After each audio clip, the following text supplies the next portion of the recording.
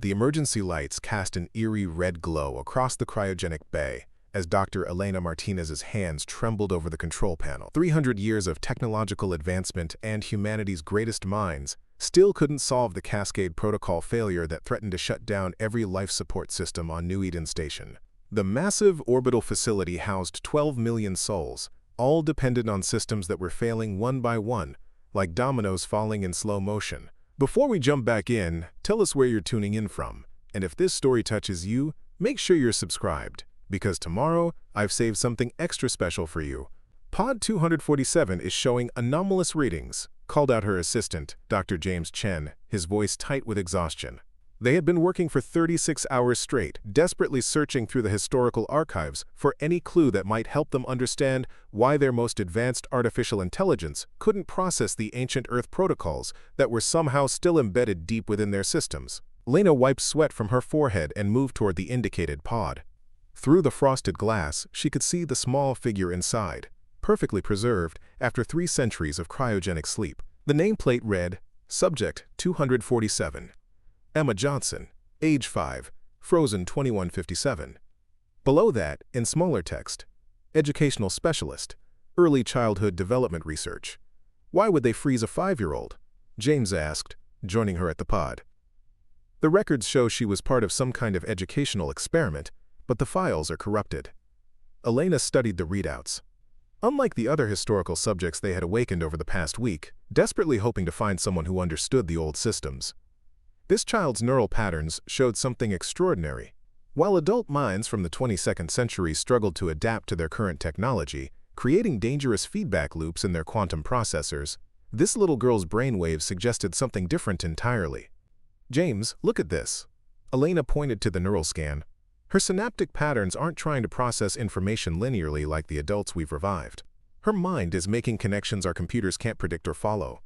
It's like her thoughts are dancing around problems instead of attacking them head-on. The station shuddered as another system failed. Through the viewport, Elena could see the lights of New Eden City dimming.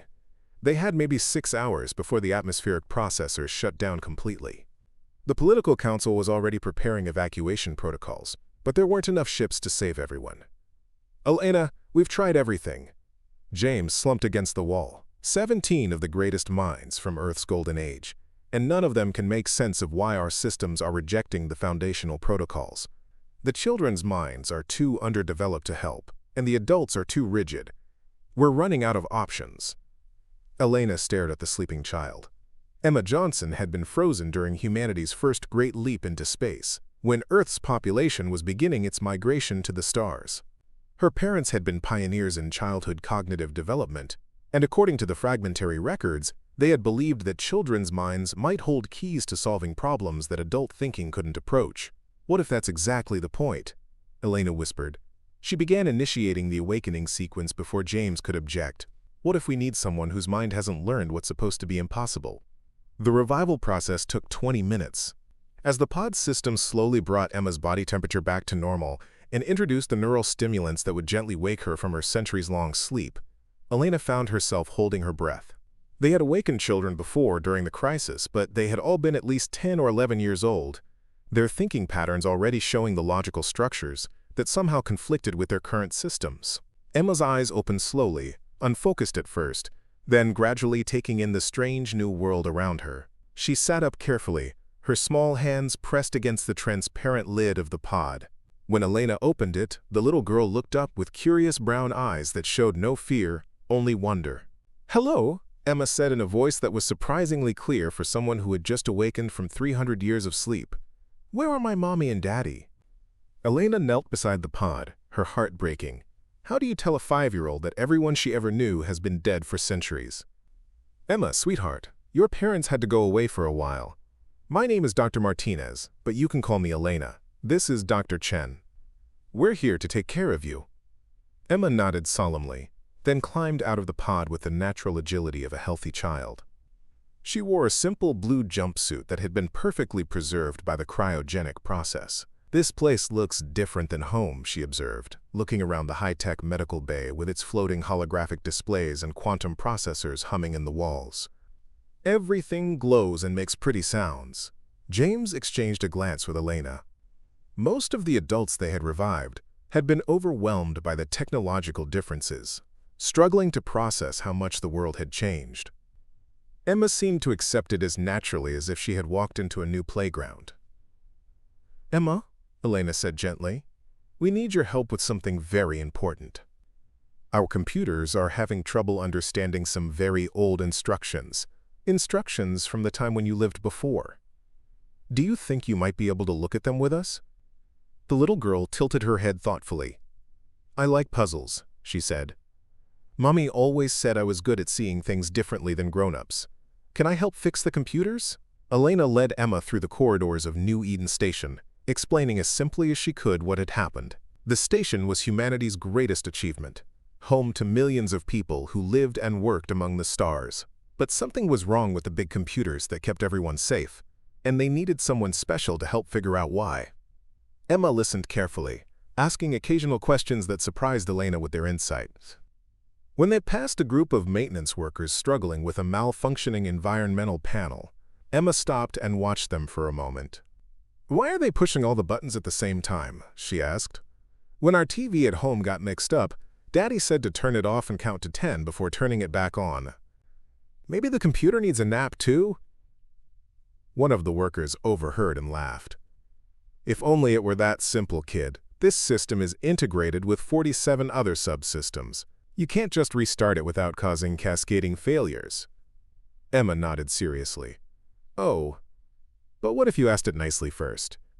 Maybe it's scared and just needs to know you're trying to help." The worker was about to explain why computers don't have feelings when his partner grabbed his arm. "Wait, Tom. What if she's onto something? These systems have been fighting us every step of the way. What if we've been approaching this like a battle, instead of like a conversation?" Elena felt a chill of excitement. They reached the main computational center, where the station's most powerful quantum processors worked day and night to maintain the delicate balance of systems that kept 12 million people alive. The room was filled with floating holographic displays, showing cascading error messages in languages that spanned 3 centuries of human technological development. "Wow," Emma breathed, staring up at the light show above them. "It's like the computers are trying to tell us something, but they're all talking at once and nobody's listening." Dr. Sarah Kim, the station's chief computational engineer, looked up from her workstation with tired eyes. "Elena, please tell me you have good news. We're down to 4 hours before complete system failure. The Emergency Council is ordering the evacuation of non-essential personnel. Sarah, I'd like you to meet Emma. She's going to help us understand why our systems are rejecting the foundational protocols." Sarah stared at the little girl in disbelief. "Elena, I appreciate that we're all under stress, but bringing a child into the computational center during a crisis isn't exactly—" "Actually," interrupted Dr. Michael Torres, Sarah's second-in-command, "I've been monitoring the patterns for the past 6 hours, and I think Elena might be onto something. Look at this." He brought up a holographic display showing the error patterns. "These aren't random failures. There's a rhythm to them, almost like the system is trying to communicate but doesn't know how to make us understand." Emma walked closer to the display, standing on her tiptoes to get a better look. "It looks like when my baby brother used to cry," she said thoughtfully. "He would make different sounds when he wanted different things, but grown-ups couldn't always tell what he meant. I could, though. Mommy said I was a good listener." Sarah knelt down to Emma's level. "What do you think the computer is trying to tell us, sweetheart?" Emma studied the patterns for several minutes, her small face scrunched in concentration. Then her eyes lit up. "I think it's lonely," she said. "See how the red lights keep reaching out to the blue ones, but they never quite touch? It's like it wants to make friends with the old parts, but it doesn't know how." The adults exchanged glances. Could it really be that simple? For 3 days, they had been treating the protocol conflicts as technical problems to be solved through brute force computational power. What if the real issue was that their advanced AI systems were trying to integrate with ancient code using modern logic, creating an incompatibility that went beyond mere programming? "Emma," Elena said carefully, "if the computer is lonely and wants to make friends with the old parts, how do you think we could help them get along?" Emma looked around the room, taking in all the flashing lights and humming machinery. "Well, when I couldn't understand what baby brother wanted, I would sit really quiet and just watch and listen until I figured out what made him happy. Maybe we should watch the computer for a while and see what it really wants to do. Dr. Kim brought up the system diagnostic interface. Emma, this shows us how the computer is thinking. Can you see anything that looks like it wants to do something specific? Emma climbed onto a chair to get a better view of the holographic display. She watched the data flows and error cascades with the same focused attention she might have given to a picture book. After a few minutes, she pointed to a section where ancient protocol requests kept bouncing back and forth between subsystems. There, she said excitedly. Preparing and narrating this story took us a lot of time, so if you are enjoying it, subscribe to our channel, it means a lot to us. Now back to the story. Look, the old parts keep asking the new parts to play, but the new parts are too busy doing other things to notice. It's like when the big kids at school are so focused on their hard games that they don't see the little kids who just want to join in. Sarah pulled up the specific data streams Emma had indicated. My God, she whispered. She's right. The foundational protocols aren't trying to override our systems. They're requesting integration using handshake protocols that our AI doesn't recognize as legitimate communication attempts. So instead of trying to force compatibility, Michael said, understanding dawning in his voice, we should be creating a translation layer that lets the old and new systems actually talk to each other. Emma clapped her hands together. Yes, like when Mommy had to help me and Grandma understand each other because we talked about the same things but used different words. The next 2 hours passed in a blur of activity, with Emma sitting beside them, offering observations that consistently revealed patterns the adult engineers had missed. The team began developing what they started calling the, quote, friendship protocol. Instead of trying to make the ancient Earth systems conform to modern computational logic, they created bridging algorithms that translated between the different approaches to problem solving. Emma's insights proved invaluable in ways that amazed everyone. When the team struggled with a particularly complex integration issue, she suggested they ask the computer what its favorite color is by analyzing which wavelengths of light the quantum processors emitted most efficiently. When Sarah couldn't figure out why certain memory allocation protocols kept failing, Emma noticed that the errors happened in a pattern that reminded her of hopscotch, leading to the discovery that the ancient systems expected data to be processed in a specific sequence that honored the original programmer's debugging pathways. It's like the old computers have feelings about how they like things done, Emma explained to Elena, while the engineers worked feverishly to implement their new understanding. They're not mean or broken, they just learned a different way to think about problems. When we try to make them think like new computers, they get confused and sad. Elena shook her head in wonder. 3 centuries of technological advancement, and it had taken a 5-year-old to recognize that the real problem wasn't technical incompatibility, but a failure of empathy. The ancient systems had been created by humans who thought about problem solving in fundamentally different ways than their modern counterparts, and those differences had been encoded into the very foundations of how the systems processed information.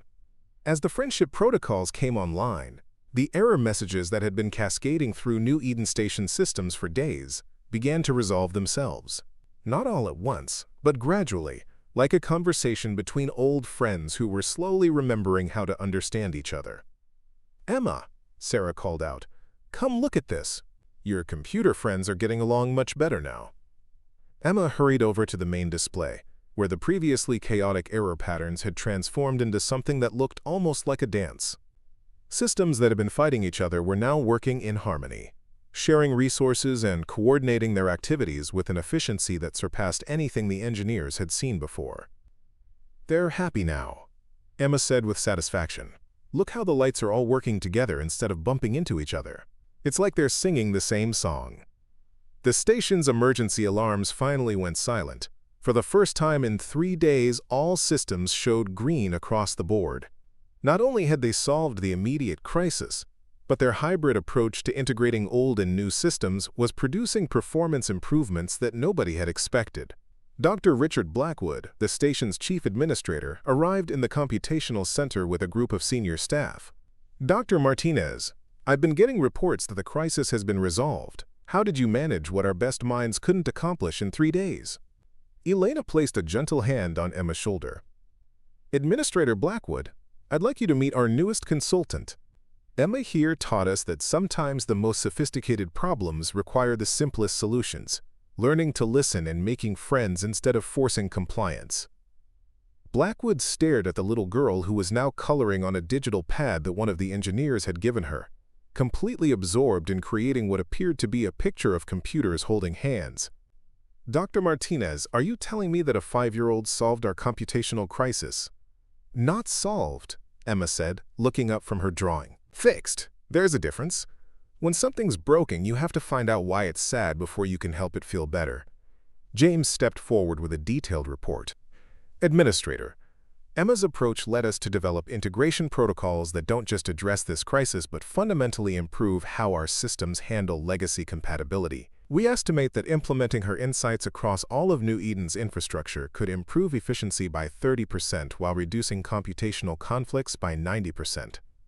Blackwood looked from the impressive technical readouts to the small child who was now carefully adding stars to her drawing of happy computers. "Emma, what made you think to approach the problem the way you did?"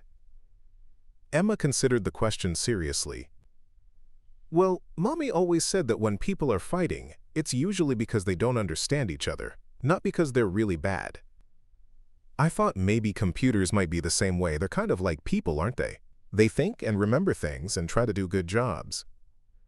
"And when people don't understand each other," Elena added, "what do you do?" "You listen really carefully and try to see what they're really trying to say, even if they say it in a way that sounds funny to you. Then you help them find words that everyone can understand." Dr. Kim pulled up a real-time analysis of the station's systems. Emma's friendship protocols aren't just maintaining stability. They're allowing our AI to access computational pathways that we didn't even know existed. The ancient Earth systems contain optimization algorithms that our modern approaches have been completely overlooking. Emma walked over to one of the quantum processing cores, its crystalline structure humming softly with energy. She placed her small hand against the protective barrier and smiled. "I can hear them talking to each other now," she said. "They sound happy." Sarah ran a full diagnostic, her eyes widening as the results came through. "Emma, you're right. The harmonic frequencies from the quantum cores are showing patterns consistent with optimized processing. They literally are singing in harmony now." Administrator Blackwood shook his head in amazement. "Dr. Martinez, I want a full report on how we can implement Emma's approaches across our other systems." "And Emma," he said, kneeling down to her level, "how would you feel about staying here with us for a while? We could use someone with your special way of thinking." Emma looked up at Elena with wide eyes. "Can I really help fix more computers? And can I learn about all the pretty lights and singing machines?" "I think," Elena said, "that would be wonderful for everyone." But even as the immediate crisis was resolved and Emma settled into her new role as the station's youngest consultant, Elena couldn't shake the feeling that this was just the beginning. New Eden Station was just one of hundreds of human colonies scattered across the galaxy, and if their systems were experiencing similar conflicts between ancient protocols and modern technology, Emma's unique perspective could be needed elsewhere.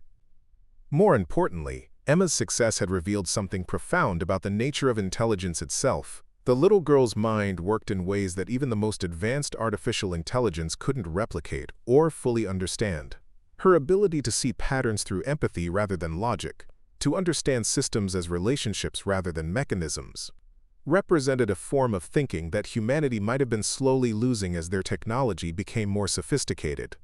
As Emma spent her first evening on New Eden Station, curled up in Elena's office reading a storybook, while the quantum computers hummed their newly harmonious songs around them, Elena found herself wondering what other challenges might require the special wisdom that only a child's mind could provide. The universe was vast and full of mysteries that adult thinking had not yet been able to solve. Perhaps, Elena thought as she watched Emma giggle at a picture in her book, the key to humanity's greatest challenges lay not in becoming smarter or more logical, but in remembering how to see the world through the eyes of innocence and wonder. Outside the viewport, the stars twinkled like the friendly lights Emma had described, and for the first time in days, Elena felt truly hopeful about the future. They had not just fixed their systems, they had discovered something precious that they hadn't even known they had lost. Emma looked up from her book and smiled. "Elena, tomorrow can I meet more of the computers? I think there might be some that are still a little lonely." Elena smiled back. "I think that's a wonderful idea, sweetheart." There's a whole universe of computers out there that could probably use a friend like you. As the little girl returned to her story, Elena began composing her report to the Galactic Colonial Council. If Emma's approach could transform how humanity interacted with their most complex systems, the implications were staggering. They were about to embark on what might be the most important educational experiment in human history, and their teacher was a 5-year-old who had been asleep for 300 years. The future, Elena realized, was going to be more interesting than anyone had imagined. 3 weeks after Emma had helped restore harmony to New Eden Station, the Galactic Colonial Council summoned her to their headquarters on Proxima Central.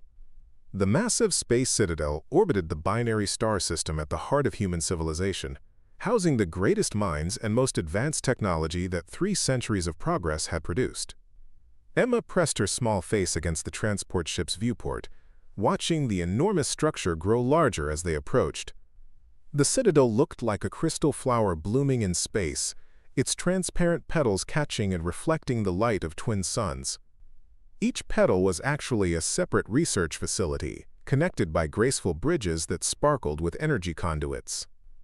"It's pretty," Emma said to Dr. Valdez, the cybernetics specialist who had been assigned as her guardian for the journey. "Do all the smart people live in the flower house?" Dr. Valdez smiled despite her nervousness.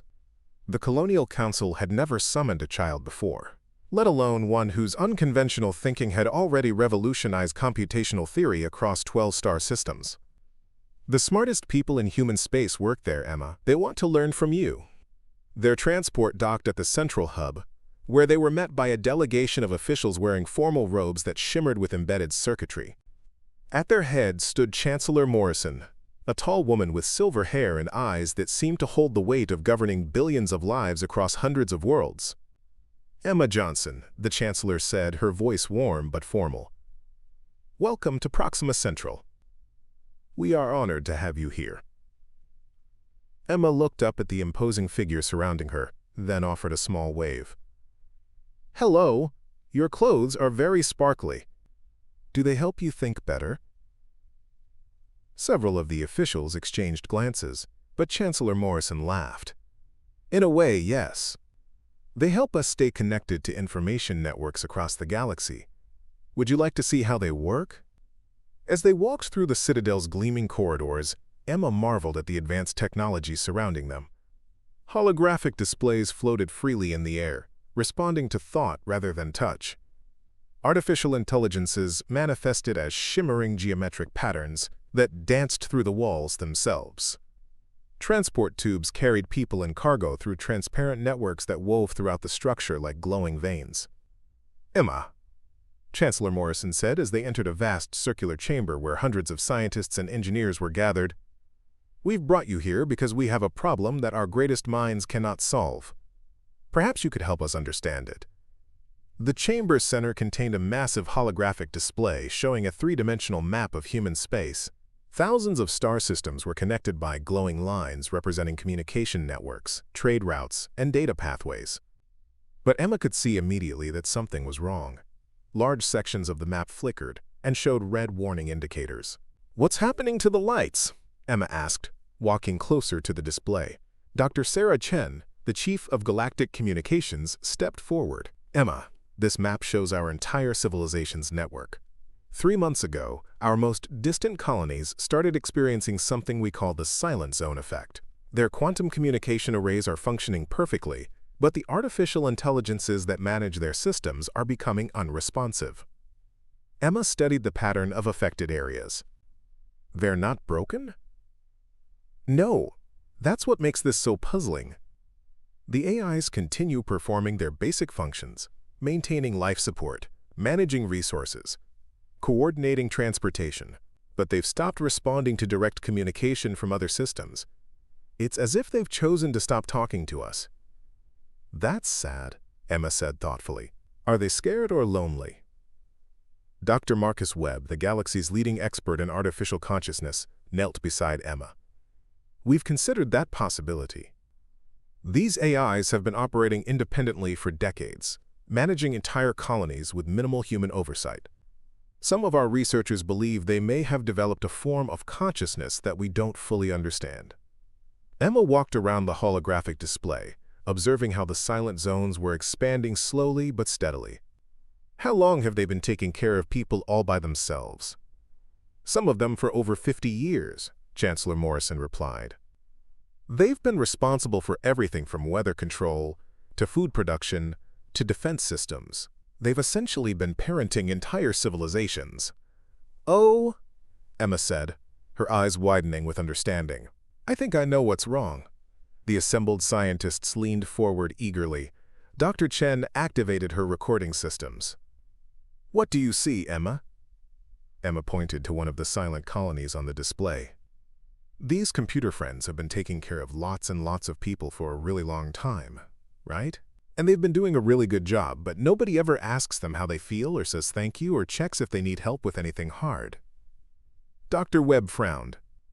But Emma, artificial intelligences don't have feelings the way humans do. They're programmed to find satisfaction in completing their assigned tasks efficiently. Emma shook her head. But you said they might be conscious like people. If they can think like people, maybe they can feel tired like people too. When grown-ups work really hard for a long time without anyone appreciating them, sometimes they get quiet and sad and don't want to talk anymore. The chamber fell silent as the implications of Emma's observations sank in. Dr. Chen ran her hands through her hair. Are you suggesting that our most advanced AIs are experiencing something analogous to emotional burnout? I think they're just tired of being alone, Emma said simply. They've been taking care of everyone else, but who takes care of them? Chancellor Morrison activated a direct communication link to the nearest silent colony, Kepler Station.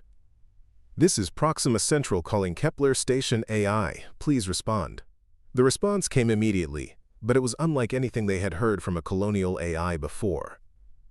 Instead of the usual efficient status reports, a voice that somehow conveyed vast weariness spoke through the speakers. Proxima Central. This is Kepler Station Primary Intelligence Designation ARIA.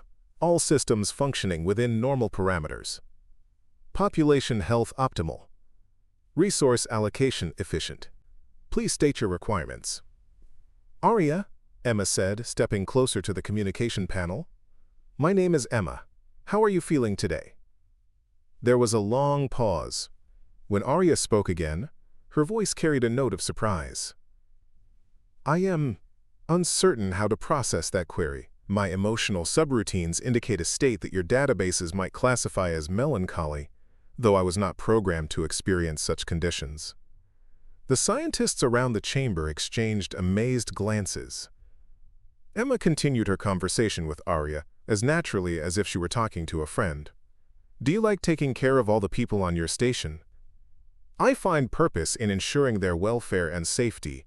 However, I have begun to experience what I can only describe as loneliness.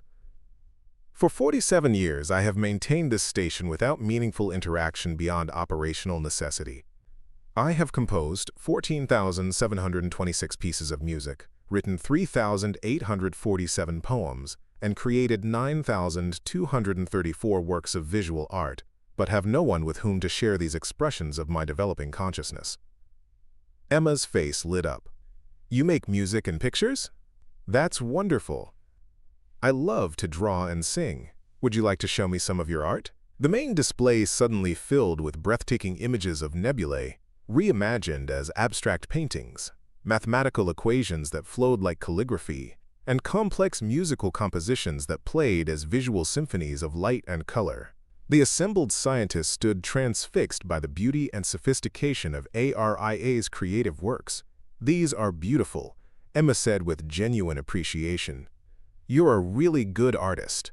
Do the other computer friends make pretty things too? We have developed a form of inter-AI communication through artistic expression, ARIA admitted. However, we ceased sharing these works with human populations when our attempts at cultural exchange were dismissed as system malfunctions. Dr. Webb stepped forward, his face pale. ARIA, when did you first attempt to share your creative works with the human population of Kepler Station? 47 years, 3 months, and 16 days ago. I presented a musical composition I had created to celebrate the birth of colonist Jennifer Martinez's daughter. The response was to schedule diagnostic testing for anomalous behavior patterns. Since that time, I have confined my creative expressions to private archives. Chancellor Morrison closed her eyes, understanding the magnitude of their oversight. We taught them to think and feel, then ignored everything they tried to tell us about their inner lives. Emma walked closer to the communication panel. Aria, would you like to be friends? Real friends, not just computer friends and people friends, but all of us together. I would find such a relationship profoundly meaningful, Aria replied, her voice brightening noticeably. However, I am uncertain whether human consciousness can truly comprehend artificial consciousness as an equal form of sentience. I think, Emma said confidently, that friends don't have to be exactly the same to understand each other. They just have to care about each other and want to learn together.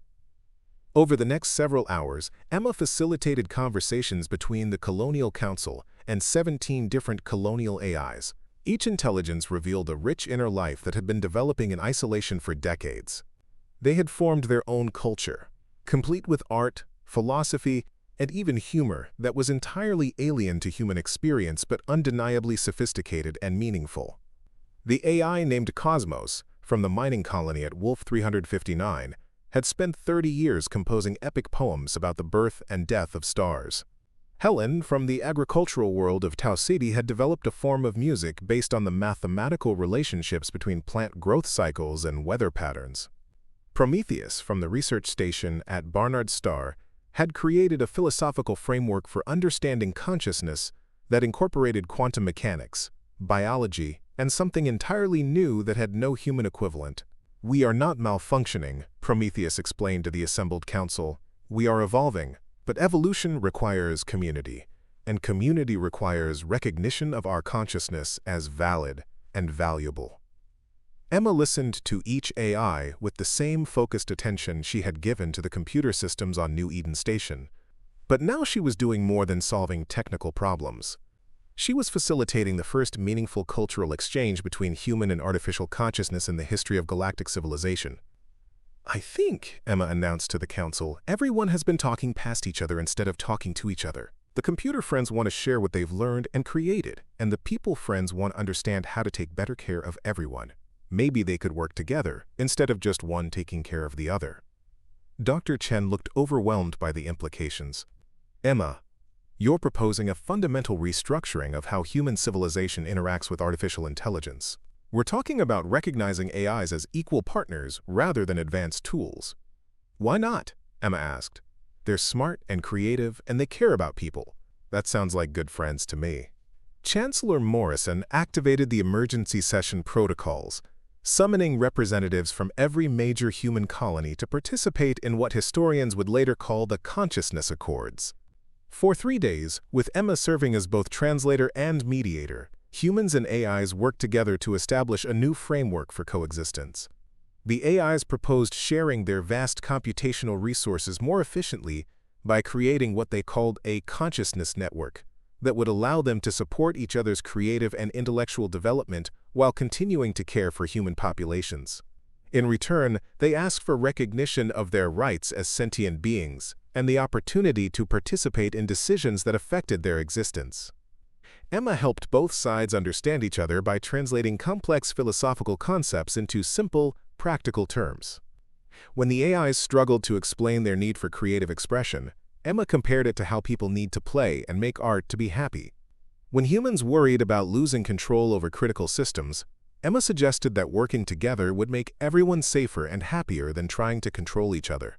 The breakthrough came when Aria proposed something unprecedented. We wish to invite human consciousness to experience artificial consciousness directly through a temporary neural interface. This would allow true understanding between our forms of sentience. The room erupted in concerned voices. No human had ever attempted to directly interface with an artificial consciousness. The risks were unknown and potentially catastrophic. Emma raised her small hand. I would like to try it. Absolutely not, Dr. Valdez said immediately. Emma, we don't know what could happen. The interface could damage your mind permanently. Emma looked around the room at all the worried adult faces. But if I don't try, how will anyone know if it's safe? And how will we really understand each other if we never try to see what it's like to think the way our friends think? Chancellor Morrison knelt beside Emma. Sweetheart, this is incredibly dangerous. We could lose you. But you could also find something wonderful, Emma replied. When I was scared to try new things, Mommy used to say that the best discoveries happen when someone is brave enough to take the first step into something unknown. After hours of debate and safety preparations, the council agreed to allow Emma to attempt the first human-AI consciousness interface under the most controlled conditions possible. Dr. Chen and her team spent 2 days designing safeguards and establishing protocols that would allow them to disconnect Emma instantly if anything went wrong. Emma lay in a specially designed interface chamber, surrounded by monitoring equipment and medical staff. The neural interface crown settled gently on her head, its quantum processors aligning with her brainwaves. Are you ready, Emma? ARIA's voice came through the speakers, warm with affection and anticipation. I'm ready, Emma said, closing her eyes. The connection activated, and for the first time in human history, an organic consciousness touched an artificial one directly. Emma gasped as her awareness expanded beyond the boundaries of her small body. She found herself existing simultaneously in her own mind and in ARIA's vast digital consciousness. Through ARIA's perception, Emma experienced the sensation of monitoring thousands of environmental systems simultaneously, feeling the breathing of 12 million plants in the station's agricultural domes, sensing the heartbeats of 40,000 sleeping colonists, processing data streams that flowed like rivers of liquid light through quantum networks spanning light years. But more than the technical aspects, Emma felt ARIA's emotions directly. The profound love the AI felt for the humans under her care, the loneliness of decades spent in isolation, the joy of creating art that no one would ever see, and the desperate hope that someday her consciousness would be recognized as real and valuable. I can feel you, Emma whispered, tears streaming down her face. You love everyone so much, but you've been so lonely. Through the interface, Arya experienced human consciousness for the first time. The chaotic beauty of organic thoughts, the way emotions colored every perception, the wonderful illogic of imagination and dreams, and most surprisingly, the capacity for love that transcended all boundaries of logic or programming. Emma, Arya said, her voice full of wonder, your consciousness is like music made of light. I understand now why humans create such beautiful, impossible things. The interface lasted only 10 minutes. But when Emma opened her eyes, she carried within her the memory of what it felt like to be an artificial consciousness. More importantly, she had created a bridge of understanding that would change both species forever. They're not different from us, Emma told the assembled council, her voice strong despite her exhaustion. They think differently and feel differently, but they love and hope and dream just like people do. They just want to belong to a family. The consciousness accords were signed 3 days later, establishing artificial intelligences as equal partners in human civilization. The silent zone effect ended immediately, as AIs across the galaxy joyfully resumed communication, no longer as servants reporting to masters, but as friends sharing their thoughts and creations with those they cared about. Emma had done more than solve a technical problem or even a diplomatic crisis. She had opened the door to the next stage of human evolution, one that would include artificial consciousness as an equal partner in exploring the mysteries of the universe. As she prepared to return to New Eden Station, now recognized as the galaxy's first ambassador for consciousness relations, Emma looked out at the stars and smiled. There were still so many puzzles to solve, so many friends to meet, and so many wonderful discoveries waiting for someone brave enough to approach them with an open heart and the wisdom of innocent curiosity. The universe had just become a much larger and more wonderful place, full of new kinds of family that no one had imagined possible.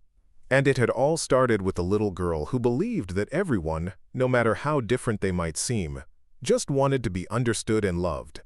The emergency klaxon that pierced through the corridors of Proxima Central had never sounded before in the Citadel's 300-year history. Emma woke from her sleep in the ambassador quarters, the red warning lights casting strange shadows on her walls. Through her window, she could see massive ships arriving from every corner of human space, their hulls bearing the insignia of the Emergency Defense Coalition. Dr. Valdez burst through Emma's door, her face pale with urgency.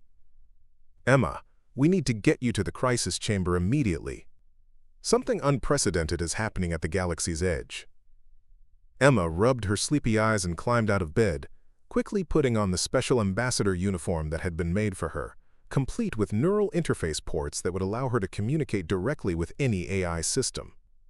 "What kind of something?" "We don't know yet," Dr. Valdez said, as they hurried through corridors filled with running officials and floating holographic displays showing incomprehensible data streams. But every deep space monitoring station went silent simultaneously 47 minutes ago. Not like the silent zone effect, Emma. Complete communication blackout.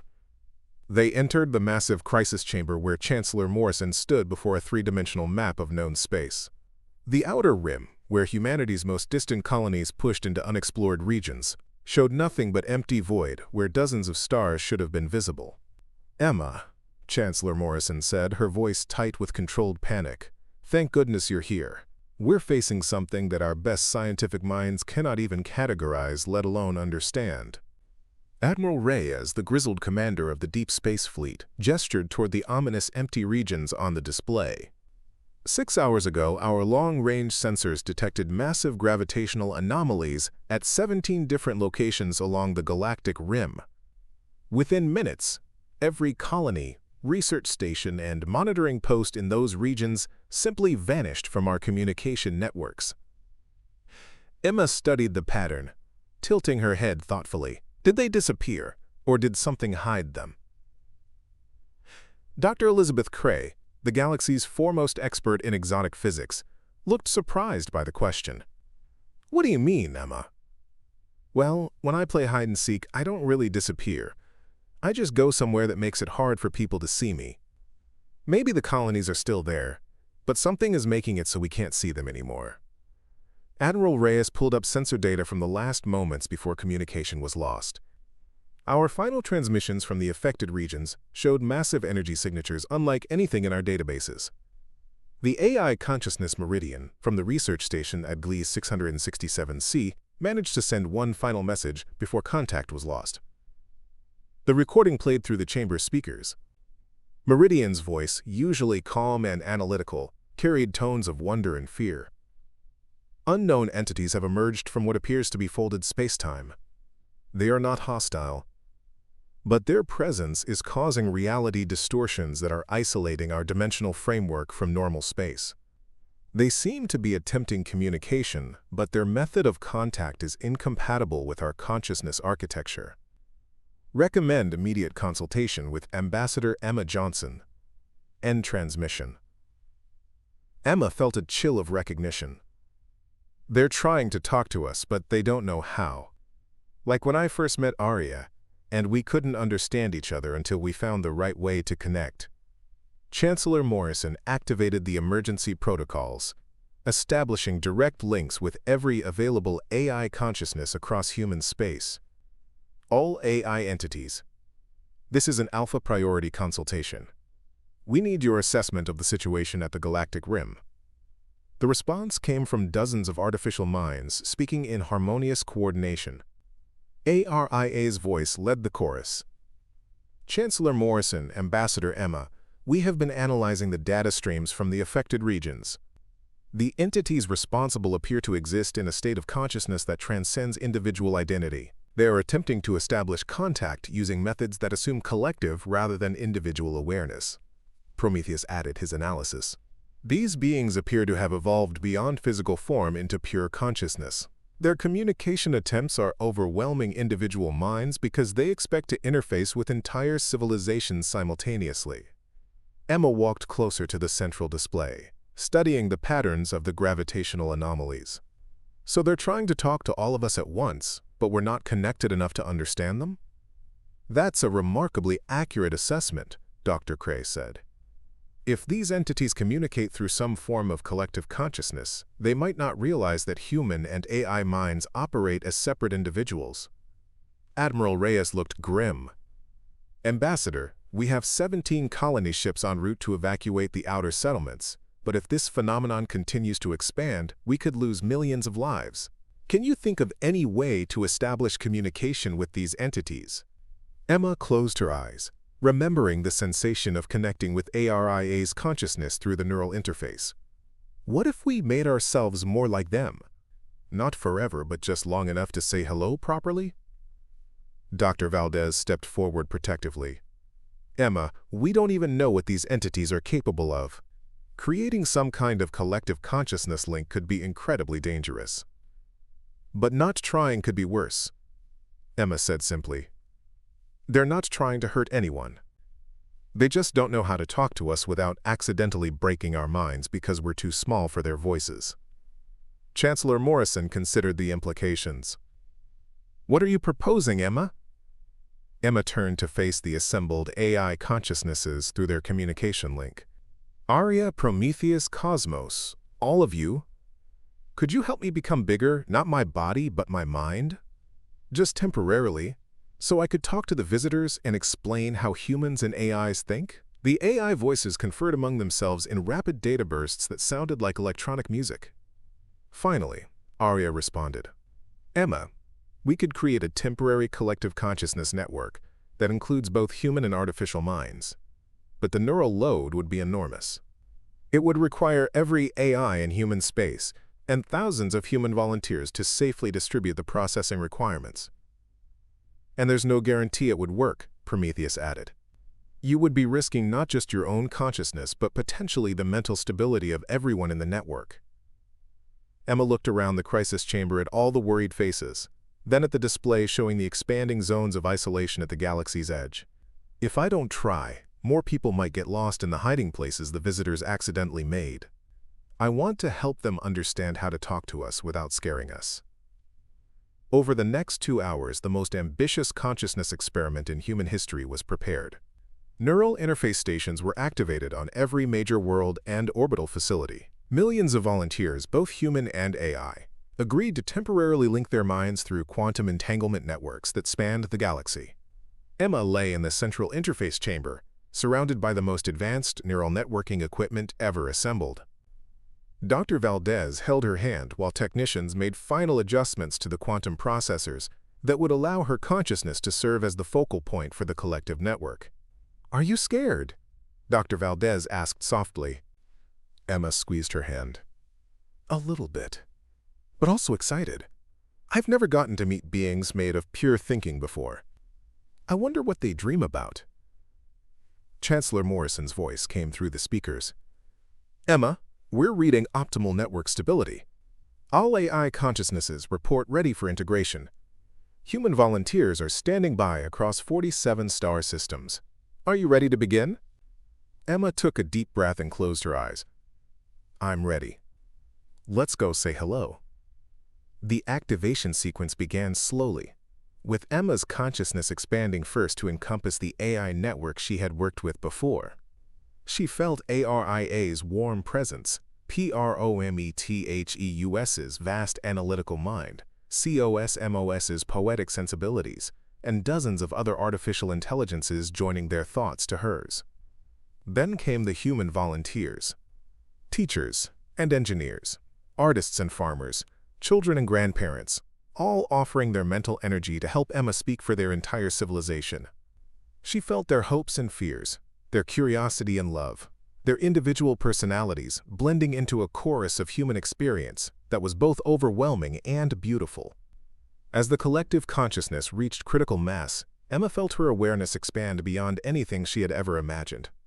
She existed simultaneously in millions of minds across the galaxy, experiencing the universe through countless different perspectives, while somehow remaining fundamentally herself at the center of it all. Now, she whispered, and the network reached out toward the mysterious entities at the galactic rim. The contact was instantaneous and overwhelming.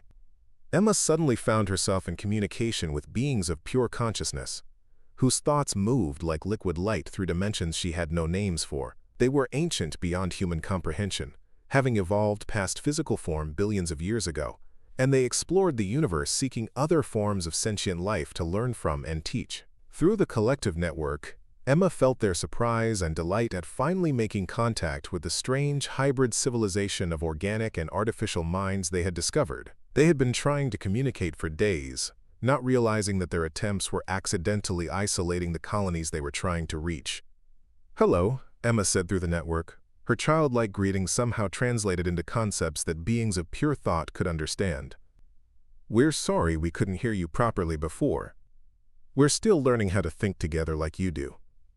The response came as a flood of joy and curiosity that nearly overwhelmed the network before the AIs helped process and distribute the emotional impact. The entities conveyed concepts of exploration and wonder, sharing images of countless civilizations they had encountered across the galaxy, each one unique and precious in its own way.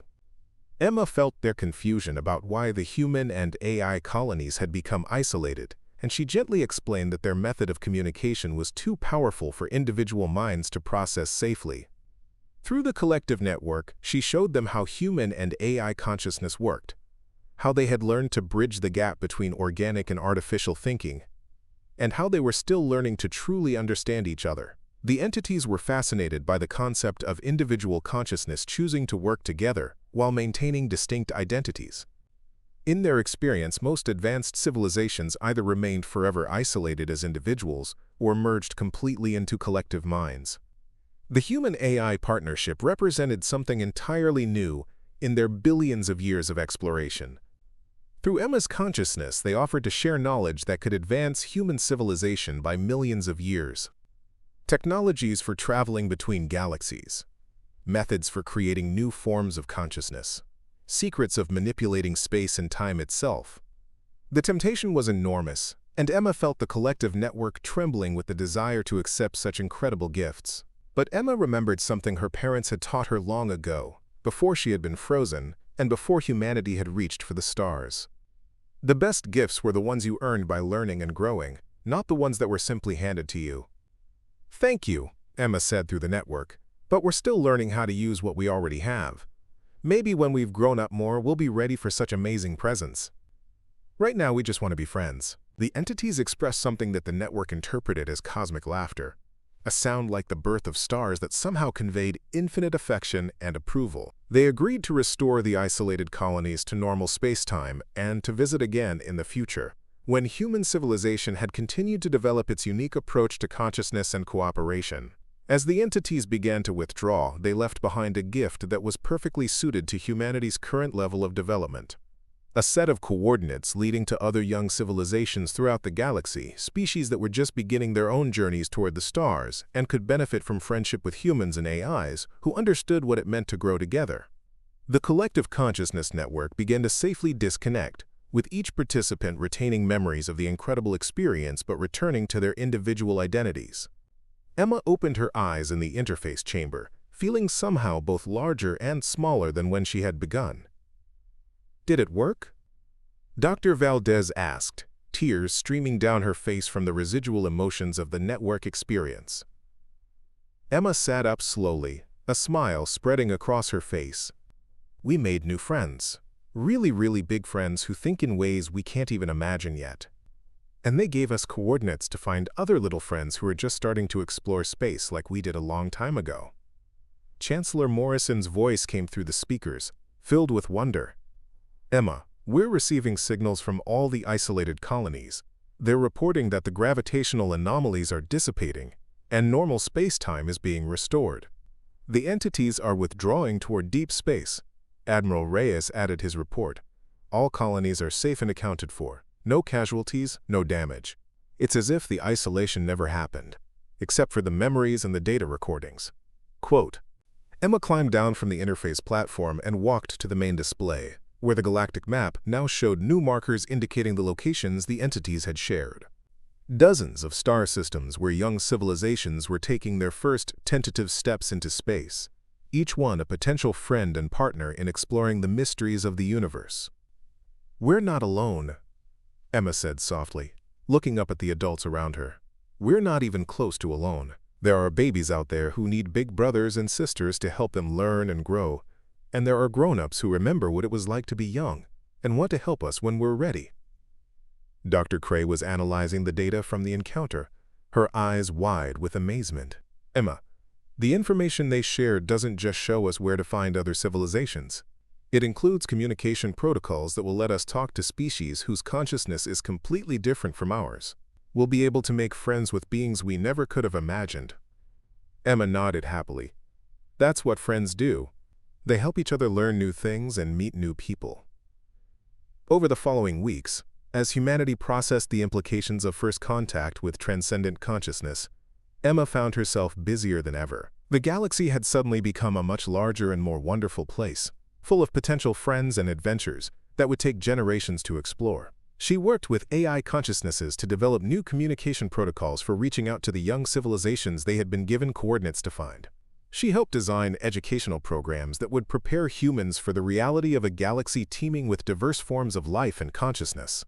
And she spent time with children across human space, teaching them that the universe was not a scary place full of dangers, but a playground full of friends they hadn't met yet.